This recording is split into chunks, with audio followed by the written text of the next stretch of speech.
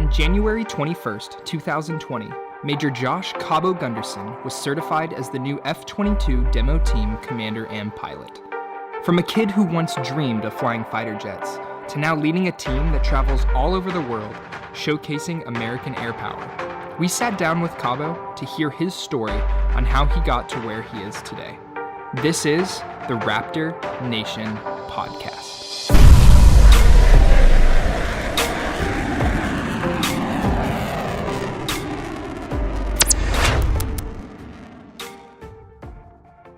What is going on, Raptor Nation? My name is Lieutenant Sam Ekholm, Public Affairs Officer for the F-22 demo team. Hey, Sam. How's it going? Great, yourself? As you can hear, I'm sitting with a very special guest, the guy who just took the keys to probably the coolest job in the entire world, the newest pilot and commander of the F-22 demo team, Major Joshua Gunderson, callsign Cabo. How's it going, Cabo?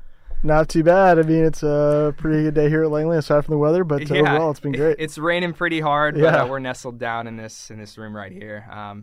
But anyway, so, sir, on behalf of Raptor Nation, just, I know you've been here for a little bit, but welcome to Langley, and most important, so much, welcome to the team, right? Thank you so much. Yeah, it's been an absolute pleasure. Yeah, I mean, there's thousands of people who have been just asking for weeks and weeks, like, hey, when are you guys going to announce the new demo pilot? Who is he? Can you give us a hint? And it was pretty under wraps, so I'm sure it feels great to you to finally have your name out there, to be a part of this team officially, and to just, look forward and take over the demo team world and kind of rebrand what's going on with our team. Yeah, I'm thrilled. It's an absolute honor and a pleasure to be a part of the team. Obviously, the team is made up of a lot of folks that get the airplane in the air to show demos, and you see the amazing capabilities of the F-22 while it's airborne. But it takes a team for sure, and to be given the keys, like you said, to this, to the jet, to the team, and take it around the world, showcasing what the F-22 can do, what the Air Force can do, both here in the States and abroad, overseas. It's incredible. So it's an absolute pleasure. I can't even imagine. So kind of the point of this podcast, what we want to accomplish in the next 30 minutes, 45 minutes, is to really just dive into you, into Josh Gunderson, into where you grew up, how you got here, through pilot training, through college, kind of what your journey was to get here, as well as just kind of your background, right? Because people don't know who you are. We want to change that. We want people to know who Cabo Gunderson, who he is. So, we already touched on it a little bit, what it feels like to be in the seat of the coolest fighter jet in the world, the F-22 Raptor. But, the first thing I just want to, pick your brain on is what does it feel like to know that for the next 2 years, for the 2020-2021 demo season, you're going to be at the head of the F-22 Raptor demo team? It's a little bit overwhelming, honestly, because one, there's a lot of work that goes into putting on an air show. So a lot of times people go to shows, they see the end product, they see the music, they see the narration, they see the maintenance guys launching the jet, they see the jet flying, all those really cool things. But there's a lot of background that goes into planning an air show in terms of getting the jet on the road, the team on the road. And not only that, but it's a little overwhelming in the sense that, like you talked about, it's the F-22 community. It's not just the pilots, it's not just the maintenance guys, the aircrew flight equipment folks. You have all those people on the team, but we're representing the entire F-22 community on the road, and it's huge, So all my brothers and sisters that are flying F-22s, the maintenance guys that are working on the line, both here at Langley, in Virginia, in Vegas, in Hawaii, in Florida, we're representing, not just me, but the demo team is representing all of those people on the road at every single show we go to. So in that regard, it's a huge task to represent them well and to do them a service of putting on a great show and showing the U.S. populace like what the F-22 is about and what our team can produce. It's pretty cool. Yeah, I know. I love that you brought that up because for me, I just finished my first year on the team, heading into the second year with you. Can't wait. But the one thing that really just kind of fascinated with me is how many moving parts there are to this team, right? Like you said, and we'll talk about it more, but the maintainers, the aircrew flight equipment, the avionics technicians, everything that happens at Langley and on the road to make what we do possible. It's really cool. It's awesome. So I'd like to take a second now to just go a little bit back in your life. Let's go back to the beginning. Let's talk about where you're from. Tell us about your family. Tell us where you grew up, and we'd love to hear about that. Yeah, you bet. So I grew up in Tampa, Florida, and I was basically raised in Tampa, Florida, stayed there, until I left for the Air Force Academy in Colorado Springs when I was 17. That was back in 2004. I'm not sure how old you were, Sam, at that point. But I'm a 2018 graduate for the Academy. I'm a 2008 grad, so there you go. There we go, 10 years apart. Yeah, no big deal. But so my family is all from Tampa, Florida. Actually, part of my family came over from Cuba back in the 60s. So I have a lot of Hispanic heritage, both my mom's side of the family and my dad's side of the family. And that was really instrumental to me growing up in terms of learning a lot about Hispanic culture. My first language growing up in the house with my grandparents was Spanish. And then obviously I learned English going to school and all that stuff and speak both languages fluently still. And that was a huge factor in terms of me growing up and developing. And then having that having that background where, my family came from a different country and understanding the struggles they went through to come to America and pursue, the American dream, that was huge in terms of me growing up. Nobody in my family was in the military growing up initially. I had a couple of folks that were in the military. So my uncle was in the Marine Corps in Vietnam. My cousin was in the Navy. So a couple of folks, not like in my immediate family in terms of my mom, my brothers, sisters, et cetera, or my dad. But there was a little bit of military influence, and it was really cool to have the ability to go join the military via the Air Force Academy and serve my country and kind of represent my family. They came to this country through different means from, Ellis Island all the way through Florida, and tell their story a little bit in terms of the military and kind of, make them proud, show that, as Americans, we come together and we can all come from different walks of life and serve the military. So that's kind of my background growing up in Florida. And then from there, I left and went to the Air Force Academy in Colorado Springs. It was one of those things where you have those few moments in life where, like, you see something, you hear something happens to you, right, and immediately you're just like, that's the place for me. So I got off the airplane in Colorado Springs after being, a Florida boy, seeing nothing but flat land and beach. And I saw these epic mountains, and I was like, man, that is the place for me. I don't know, like, I'm not a big mountain person, but for whatever, seeing those places, seeing the mountains, seeing the campus, it was just incredible. It was overwhelming, and I knew that's where I wanted to be. So that's kind of a little bit about my background, and then how I kind of got from Florida to the Air Force. That's awesome. I don't know how many demo pilots have had kind of a similar experience to you or that Spanish background. But, for me as a public affairs officer, I'm stoked, obviously, for the fact that we have, several shows that are going to be in Spanish-speaking areas. And we'll talk about it, going to Chile, going down to Florida, those types of things. So to have you be able to kind of interact with that crowd as the pilot is going to be an awesome thing about this team going forward next year, and getting to showcase that. But I'm sure you're excited too. I mean, it's pretty cool pumped to, maybe do the demo narration, a little Spanish. Yeah, who knows? We got a lot of surprises in store for the Raptor Nation fans for 2020. Like you touched on, we're going to Chile, we're going to Florida, we're going to Arizona, we're going to a couple different places it's gonna be awesome. That have a large Spanish-speaking population. Right. And not only myself, we have other people on the team that also speak Spanish. I mean, I know you dabble in Spanish as well there, Sam. Yeah, I took a couple years. Yeah. So we have a team member from Puerto Rico. So, in terms of the team itself, we have a really good cross-section of the American populace that are going to be on the team representing, the United States Air Force and the F-22 community as a whole. So getting down to Spanish-speaking areas would be really cool for us to be able to go tap into that, demographic and talk to people and show them the opportunities that exist, not only in the Air Force, but just in the country, and that they can, regardless of their background, they can achieve whatever goals they want to set out to accomplish. Absolutely, and that's what it's all about, and it should be an incredible time. Absolutely. So let's go back to the academy days of Josh Gunderson for a little bit, right? Way back. I feel like I'm a couple years out and it's starting to fade, but man, you probably don't even remember it, do you?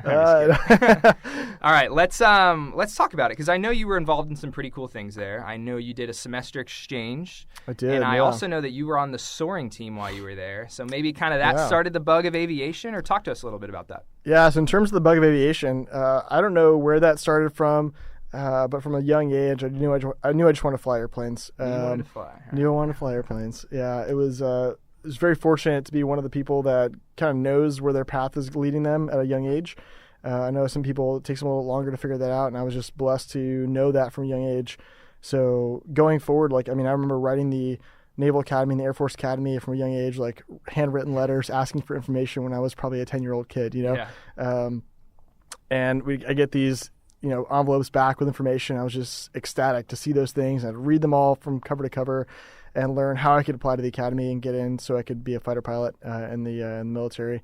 And in terms of the Air Force Academy, I went there, like you said, I did soaring. So after the first summer, I did the normal soaring program at the academy, loved it, and decided to apply to becoming a soaring instructor. And then from there, you go through a 6-month program as a cadet, and they go from the very beginning phases of flying the glider all the way to an instructor in the glider, and then you're teaching other cadets how to fly the gliders. So it's a pretty incredible responsibility when you're a 20-year-old kid, and then they're saying, hey, here's a 19-year-old kid, go teach them how to fly a glider, solo them out, and then you're going to be the authority to say, yep, they're good to go or not good to go in terms of flying by themselves and bringing the airplane themselves back safely. So that's a huge responsibility, and I would say that's probably one of the coolest and most rewarding times of the academy for me, was just being able to see people from the street that never flown airplanes at all that got to the academy, and then from never flying an airplane all the way to flying a glider, soloing it out and bringing it back safely.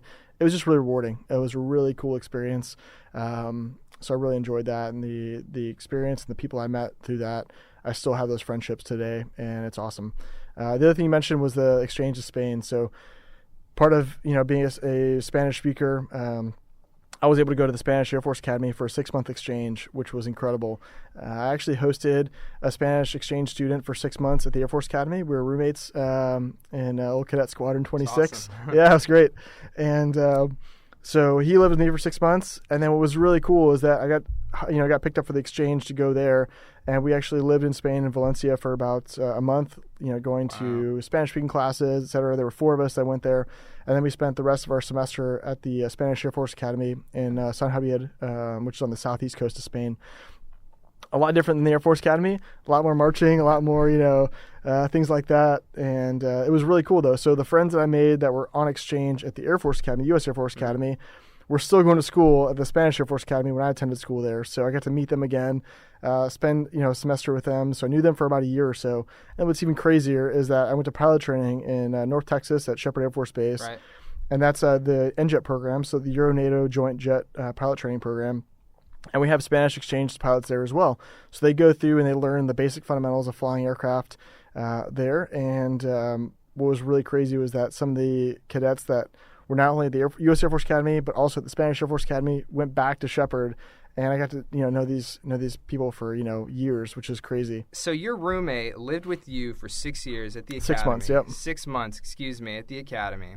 And then you went to Spain. Yep. And lived with them for 6 months. Yeah. And then they came back for pilot training, some of them. And then you guys got to hang out for, 1 year, 2 years there? They were there for about 6 months. So 6 months again? Yeah, the pilot training program is divided into 2 halves. Okay. So the first half is the T6, so it's a turboprop single engine airplane, and you fly that for 6 months, and then you're competing, and then you go to T-38s if you want to go to the fighter bomber track. And at Shepherd, since it's a kind of a joint program, everybody goes to T-38s, which is kind of a unique scenario compared to other pilot training bases. Right. And the Spanish students showed up for the T-38 portion. So the last 6 months, it's a twin-engine supersonic jet trainer. And they were there for 6 months. In my flight, we went through the program together. I got to actually do a couple formation solos with them. It was just awesome. It was such a cool experience to have that go full circle and see them again and fly with them. And then I've seen them, again in the future and or beyond the pilot training program. And it's just awesome. That's one of the cool things about the military is that you not only see people from the United States, different walks of life that show up to the military, and you meet them in one scenario. You could go for 3 years, 4 years, 5 years, never talk to them, never see them, and then see them in some random place, and it's you just pick up. It's crazy, right?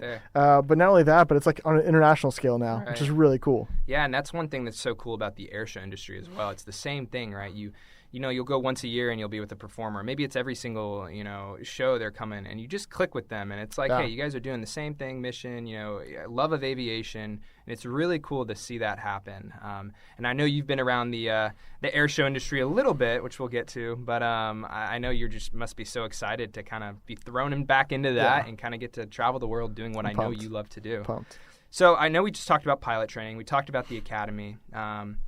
But I want to kind of, ask you, what was it like your very first solo in a fighter jet type, like the T-38, when you're in pilot training at Shepherd Air Force Base, one of the most prestigious pilot training schools, and they give you, the reins. You're I'm flying the T-38 by myself for the first time. What went through your mind? What was it like?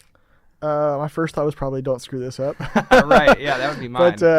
But yeah, honestly, it kind of takes over in terms of the training takes over. So you have a lot of phenomenal instructors that teach you from day one, whether it's the academics, the simulator training, the flying training, and you have a lot of experience to fall back on. But really and truly, there's nothing that's going to replace that first experience of flying an airplane that goes supersonic by yourself. Yeah.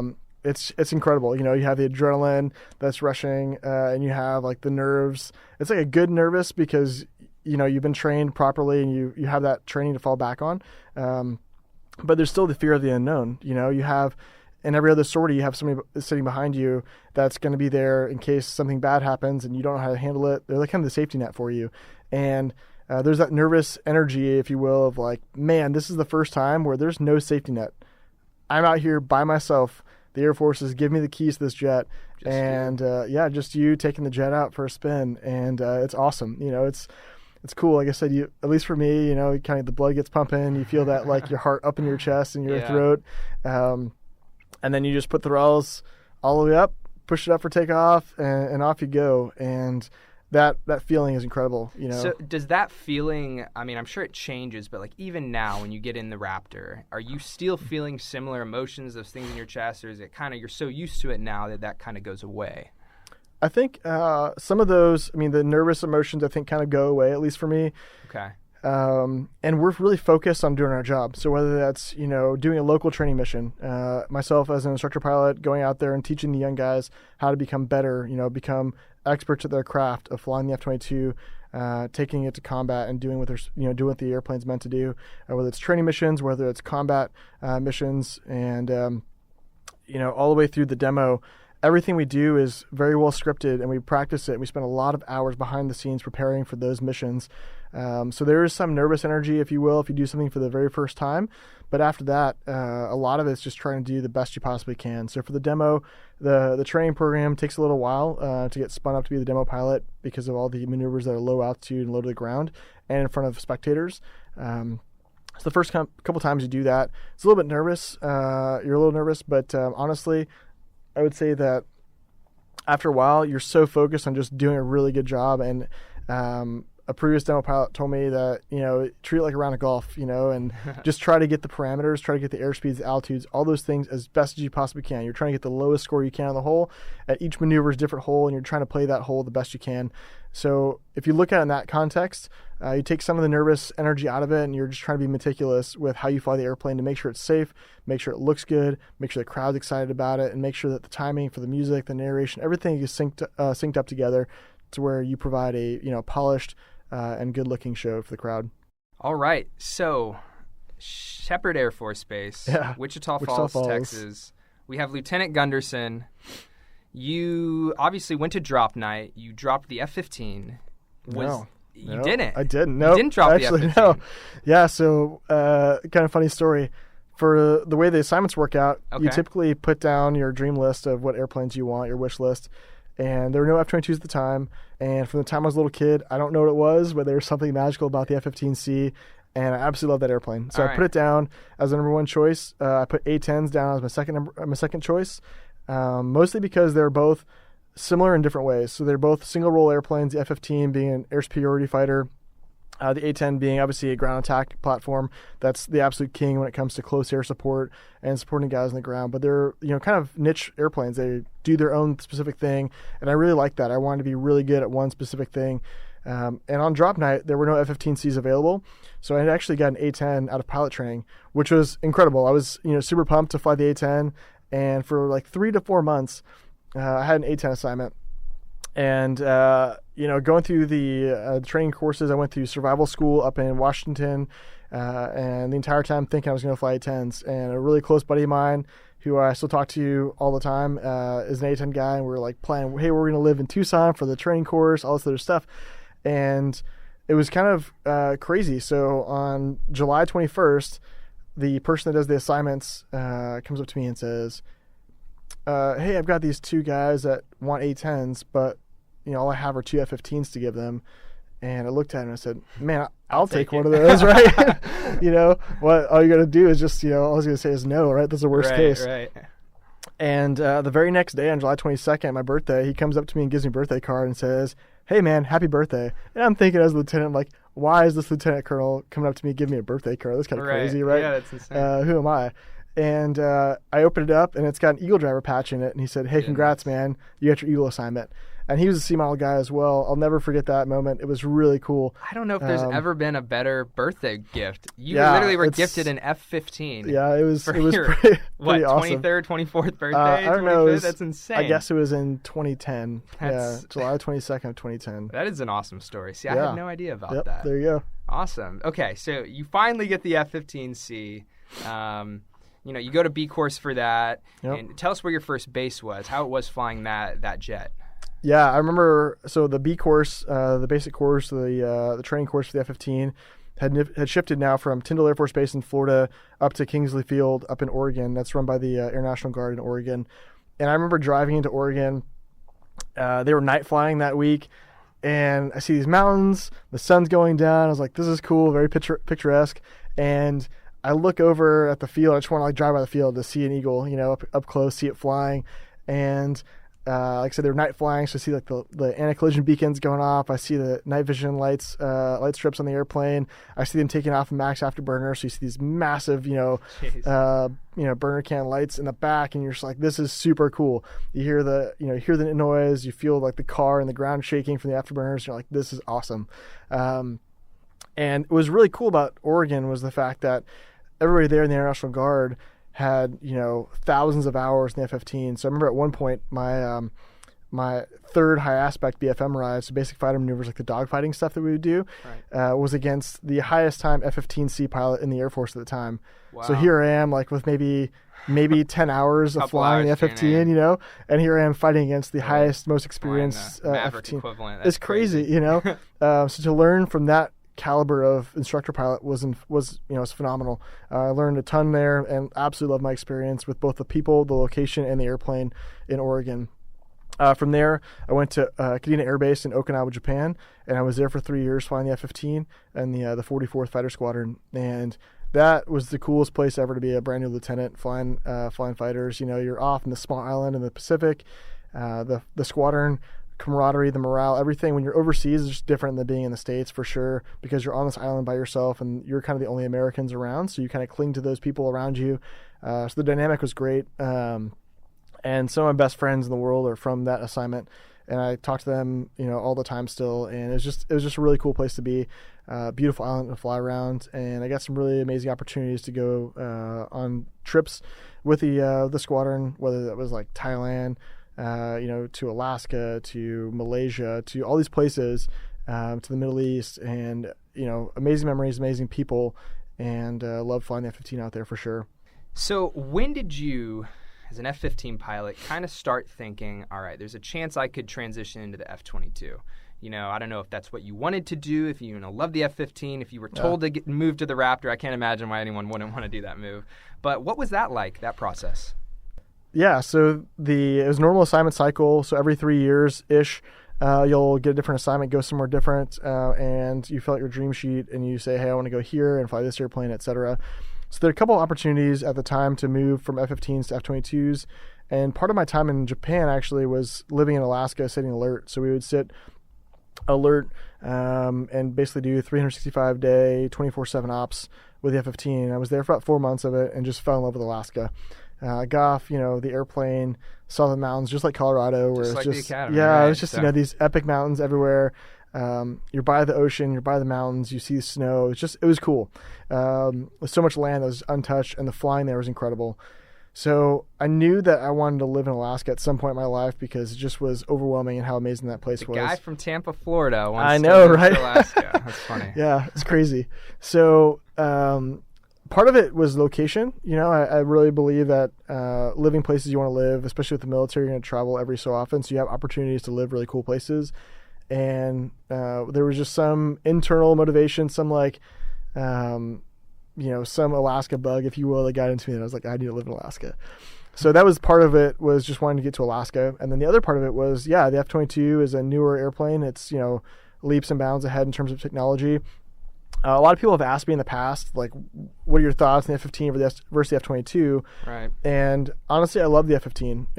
I told you before that was the airplane I wanted to fly when I was growing up. It's just like big America. it's awesome. I love the F-15. So when I explain it to people, it's a beautiful jet. I tell people that it's like a 1970s muscle car. Like your Dodge Charger, Dodge Challenger, where you have a manual gearbox. Like you are the person driving the car, and the F-15 is very similar. So you have a direct control of the flight controls. The stick actually moves, unlike a Raptor where it just is all fly-by-wire and moves very minimally.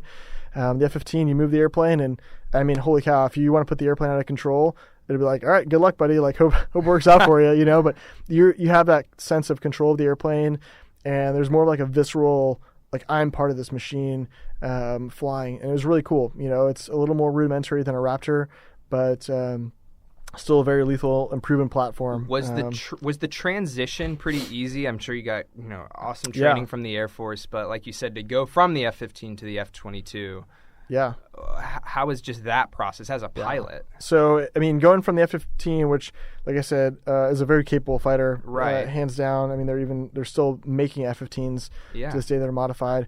Going from that to a Raptor, I kind of equate that to my dream car of the Aston Martin. It's like it's a very modern, very elegant looking display in terms of all the things are put together in the cockpit well for you.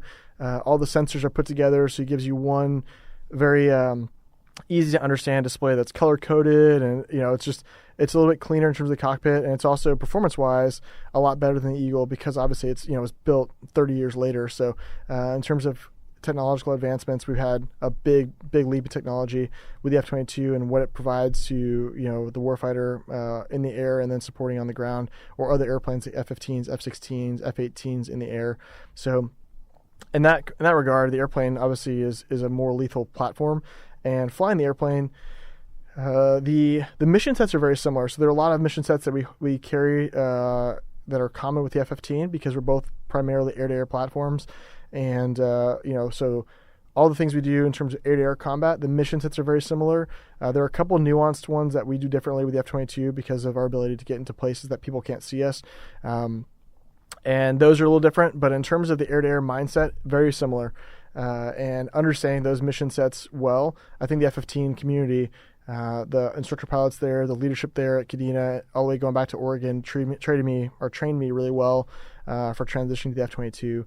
In terms of the F-22, though, like the F-22 flying wise, it's kind of cool because the F-15, you have a 2-seat model that you have to in the back seat, right? The F-22, from our very brand new lieutenants that start flying F-22 to myself and the other guys who swapped over to F-22, the first time you fly, it's by yourself.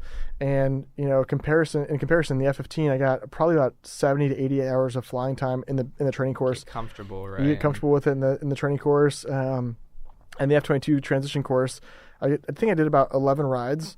So compared to, I got about maybe 11 to 15 hours or 10 to 15 hours, somewhere around there. Compare that to 80 hours in the F-15. A little bit less in terms of timeline, but you have a really robust background to fall back on from the F-15 community, taking me into the F-15 or F-22 community. And so that transition was pretty smooth. It wasn't anything crazy in terms of leaps and having to make a big jump for to learn, etc. So from gliders at the Academy to the T-38 in pilot training to the F-15C model to the F-22, you've flown a lot of different aircraft. Yeah. Are you confident in saying right now that the F-22 is your favorite thing to fly? Or do you still have some love for all the others? I still love the other ones. I mean, for example, gliding at the Academy at the base of the Rocky Mountains, and all you hear is wind noise. It's unlike anything else. Flying up around Pikes Peak. Yeah, there's no thermals. Yeah, there's no engine noise. It's just all you hear is the wind. And it's the very essence of flying, I think. Mm-hmm. And like I said, every airplane to me holds a special place in terms of what the airplane meant to me at the time. And looking back, I mean, this morning I was looking through old pictures and saw some pictures of flying different airplanes, and it just brought me back immediately to those times. And it was great. The nostalgia of that was incredible. So wow. But I would say that the F-22 to me, not only is it the most capable fighter or airplane I've ever flown, I think to me it's probably the most special, and I would say that's because the F-22 is kind of the first airplane that I actually deployed to the Middle East and actually flew combat missions with my brothers and sisters in arms. Wow! And to me, that's why that airplane, or why this airplane, F-22, holds a really special place in my heart, because that was the first time that we actually went and did a job with the guys I train with and girls I train with on a daily basis, and that was very rewarding. And Well, it wasn't a standard mission set for an air-to-air fighter like the F-22. We did drop bombs and things like that weren't part of our normal mission sets. It was very rewarding, and I look back on that as one of the highlights of my time in the Air Force and in my life as a whole. So the F-22 will always be, kind of the airplane that I love and that I think incredibly highly of. Well, man, Cabo, I know you pretty well now, but just being able to hear kind of your backstory and just that part of your training and what you've gone through is pretty awesome. So I hope the fans out there are able to hear some of that and kind of learn who you are a little bit better, right? Who's the man behind the flight suit and behind the Raptor demo patch. But I want to transition now to talk more about the team, the F-22 demo team. I know a lot of people out there have been following us since our first season back in 2007. But just for you specifically, when you got here, you've been here at Langley Air Force Base for several months now. But most people don't know that there was a process and like a pretty rigorous training syllabance that you had to absolutely. Fly and get certified by several different commanders over months on end. So can you tell us a little bit about what that process was like, kind of what you had to go through to be able to finally be certified as the F-22 demo pilot? Yeah, you bet. The flying piece is definitely, that's what the fans see along with the ground show, and they see that, and it's loud, and it makes a lot of noise. But I would say that, that's 20% of the job. So there's a lot of backstory we can get into in terms of the team as a whole. But in terms of the flying, I got here in late August. I traveled with the team to a couple different shows because, like I said, 20% is flying, but the other 80% is going to hospitals, going to schools, interacting with people on the crowd line, taking pictures of little kids. And that's honestly the most rewarding part of this job. It's and my favorite part was everyone was, who's this guy pointing to you, and we'd have to be hush hush. Like, oh, we don't know who he is. Who led him on the team? Yeah, right. That honestly is the most rewarding part of this job, hands down. The flying stuff, like I said earlier, we're focused on the parameters, making sure everything is safe for the crowd and it looks good. And in terms of the training syllabus, we start off flying the demo out over the water, actually, about 5,000 feet, and we do the entire routine. So Loco was actually out there flying another F-22 with me, and we brief it up. He talks to me about all the maneuvers. There are a lot of maneuvers that can be a little tricky, and he did a great job of talking about those and explaining the nuances of them all and what to look for, what not to look for, where to focus my effort and my attention at the right time, because there are a lot of critical moments in the demo that we put on for the crowds, So we flew over the water at 5,000 feet. He basically was flying on the F-22 with me and chased me through the whole thing. So I'm flying the entire routine at 5,000 feet above the ground, above the water. Come back, we do it again. We do a high show, we do a low show. So simulating if there's bad weather, we'll have a different profile we fly that doesn't go as high altitude to keep everything below the clouds. So the high show and a low show with Loco following me. And then we get over the field. So the third time I fly the demo is actually over Langley Air Force Base, over the runway environment. And I'll start at 2,500 feet. And then at 2,500 feet, I'll keep working myself down into 500 feet increments all the way down to our minimums. And our minimums are 300 feet AGL, so above the ground level. And then 200 feet is our 300 feet is our target. And then 200 feet is our minimum. So that's the lowest we'll ever go in the demo. And you basically do just successive flights that continue to work yourself down all the way to the minimums, and Loco's there coaching me along, giving me mentorship as we go through this process to make sure that he passes on as much information as he possibly can to me. So when I take the reins and I'm off on the road at my first air show by myself, that he's giving me as much information as he possibly can so I can be teed up for success. And then in terms of certifications, it's a 17 ride program total. Once you get down to minimums, you're basically just doing it over and over again and practicing different maneuvers. And then eventually the wing commander here, so Colonel Lopez, will certify the new demo pilot. So I'll do a flight with him. I'll brief the whole thing. We'll fly it, come back and debrief, watch the tapes. So we'll actually record everything, both like a video camera as well as in the cockpit footage. So you can look at that and kind of monitor everything. And then once we, brief, fly, and debrief that, and he's happy with what he saw, he'll certify the demo pilot. So that happened for me a couple weeks back, and then we went down to Shaw Air Force Base and got certified by the 9th Air Force, the numbered Air Force commander, and General Franks, and then from there did the COMAC cert. So 21 January, I got certified by General Holmes, and that's the last certification for us in terms of flying as the demo pilot. And it's a really rewarding experience to see the team come together, see the hard work that Loco's put into the team, as well as the study hours and all the stuff I put into this job, come come to a point where we can, say to the ACC commander, hey, sir, here's the team. Here's what we've got. Here's what we've been working on for the past couple months. And to get a thumbs up from him is huge. Yeah, as someone who's been watching that entire process, from the ground looking up, seeing you start at 2,500 feet and come lower, it's been cool. It's been awesome for the entire team to just look at you and be like, wow, he's putting in the time, he's putting in the effort, he's perfecting these maneuvers, and we know how hard it must be and can't imagine everything that goes on behind the scenes. So that's what I want all the fans out there to know, is that when they come out to a show, it looks great, and that's because you have put in so much time, and the entire team has put in so much time to perfecting that maneuver. Yeah, the last point on that, I would say that, the time that any demo pilot, so myself, Loco, any of the other single ship demo teams, whether it's, Viper, A-10, F-35, the Thunderbirds, all the pilots work really, really hard, because the things that people see on the ground when they see the jet flying, they see the routine, it looks clean, it looks good. That's a reflection on the team as a whole, because everybody that's turning wrenches on the ground, making sure the gear that we wear when we fly the airplanes from aircrew flight equipment folks, all the hard work and time they put into it, and the logistical planning that Sergeant Knowlton puts in and Sergeant DeWeese is going to put in this year for the shows and the trips, whether it's lodging and vehicles, all that stuff.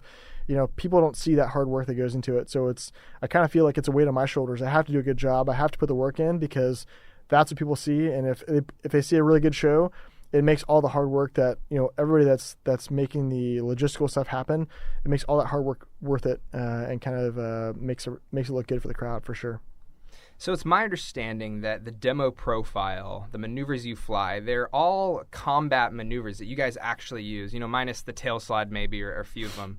So, but you are the only one pretty much in the world, F-22-wise, that can fly and do those maneuvers in the locations you do and at the altitudes that you do. Yeah.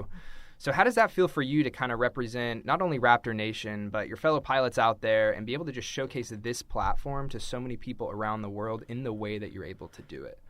Yeah, it's huge. Like I said, at the very beginning, the responsibility of representing those men and women who fly this airplane, who work on the airplane, it's huge. So like you touched on, a lot of the maneuvers we do, if not all, with the exception of a couple, are things that we would do in combat scenarios. Obviously, the things we're doing in the demo are very scripted.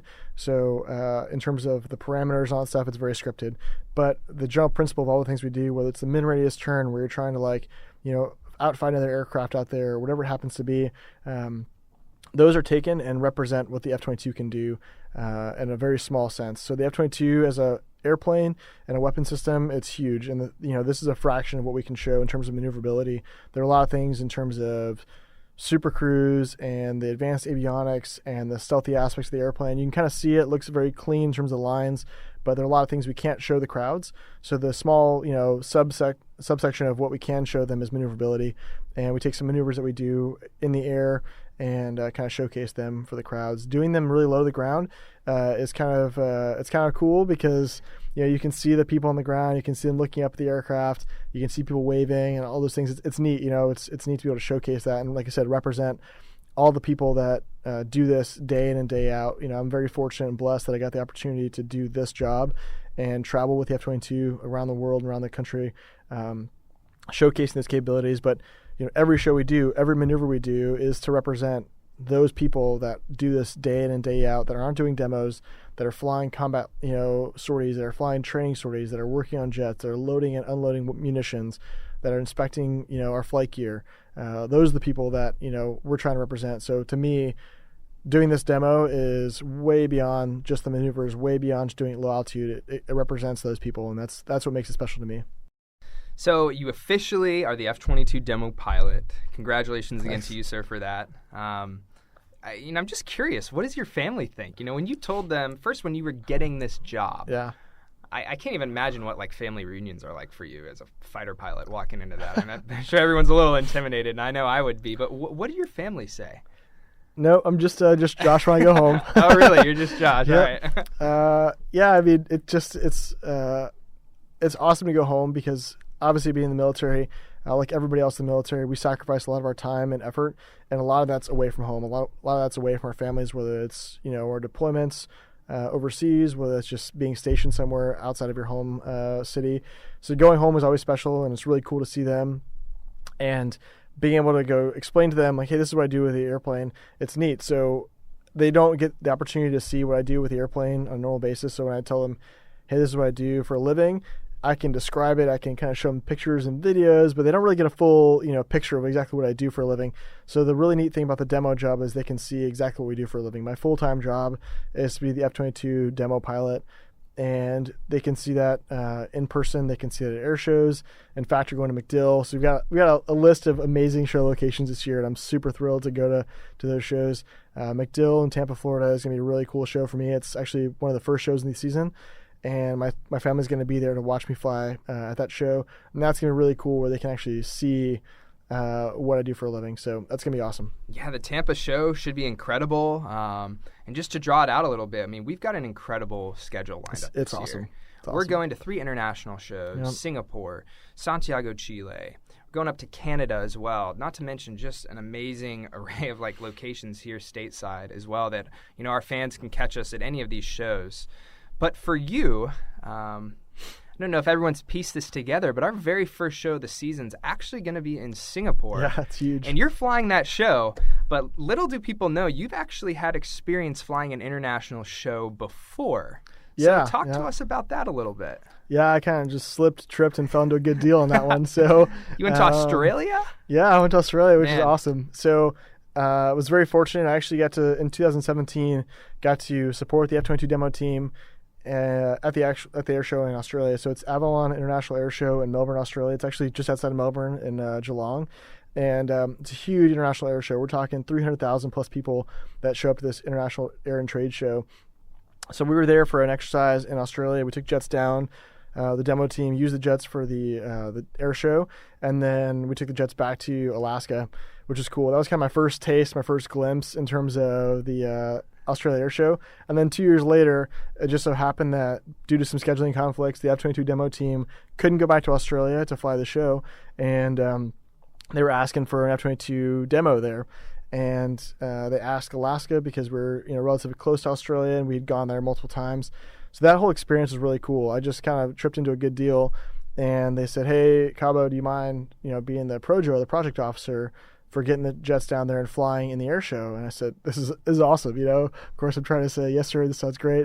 Trying to keep the smile to a minimum, and you're like, I'll think about it. Yeah, I'll think about it, right? Yeah, cool. But actually, it was a pretty lengthy process. So since I wasn't a demo team pilot at the time, I wasn't a demo pilot, and we didn't have a demo team. On all of it. Yeah, you have to. I mean, it was really just a matter of me sitting down with a lot of really smart people that were previous demo pilots and coming up with a modified demo routine. And then once we got that done, I flew it in the sim. I don't know how many times, countless times in the sim, practicing it over and over and over again, writing everything down, putting together briefs, briefing leadership in Alaska. And thankfully, with the hard work that we put into it, leadership was supportive of it. They approved it, and we had to get it all the way approved up to a 3-star general level, who eventually signed off and said, yep, that's good to go. He watched the profile in the sim. We briefed him on it, everything like that. And then they kind of trusted me to take 2 F-22s from Alaska, get them all the way down to Australia with a maintenance package, phenomenal. The maintenance team was incredible. Master Sergeant Cook, he's probably senior Master Sergeant now. I've been on a couple trips with him, and he was awesome. I can't say enough positive things about him. But in terms of getting the jets down there, the logistics, the maintenance support, everything was awesome, and had a great team to support that. So we flew down there. We had 3 pilots. We actually took our Australian exchange pilot. So he's a Royal Australian Air Force F-18 weapons officer. So the absolute pinnacle, the PhD level of fighter pilot in Australia, and he's on exchange for 3 years in Alaska, flying with the 90th Fighter Squadron out of Anchorage. And he went down there as well with us. We had 3 pilots, a team of maintenance folks.